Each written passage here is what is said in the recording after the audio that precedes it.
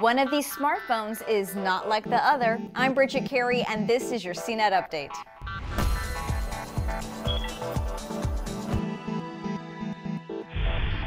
Gadget news continues to roll out of the Mobile World Congress show going on now in Barcelona. This is where we learn about the new tablets and phones hitting stores this year. Now, most attention goes to the new Android phones from Samsung, LG, and HTC, but there are some unique models. For instance, would you be interested in a phone that keeps your calls secure and untraceable? If you want to avoid being tracked by the NSA, then check out the Black phone. It's made by Switzerland's Geeks Phone. Now, this phone encrypts voice calls, texts, and the websites you visit, as well as encrypting the data that's saved to the phone. You'll have to get your own mobile plan because it'll only be sold unlocked when it arrives in June for $630.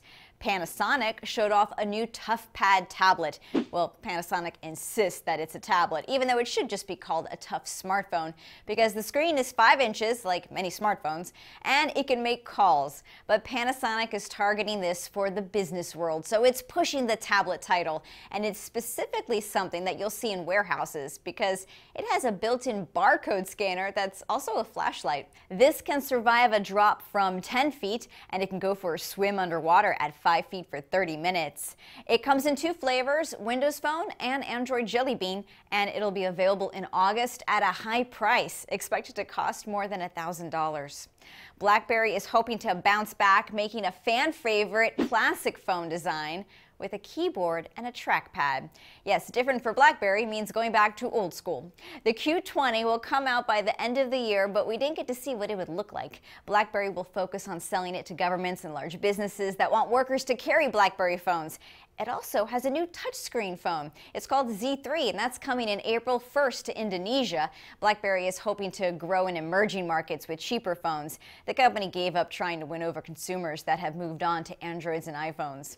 And the dual-screen Yoda phone from Russia is back with a new model. This experimental phone has 2 screens, a normal color screen on the front and an e-ink screen on the back. The idea is that you can save some serious battery life by using the e-ink screens, which are similar to what you find on a Kindle. Now, you can even turn off the color screen on the front and just keep the e-ink on if you want. This new model isn't ready for prime time yet, but we should see a version of this in the US by the end of the year. That's your tech news update. You can find more details at cnet.com/update, and be sure to follow along on Twitter. From our studios in New York, I'm Bridget Carey.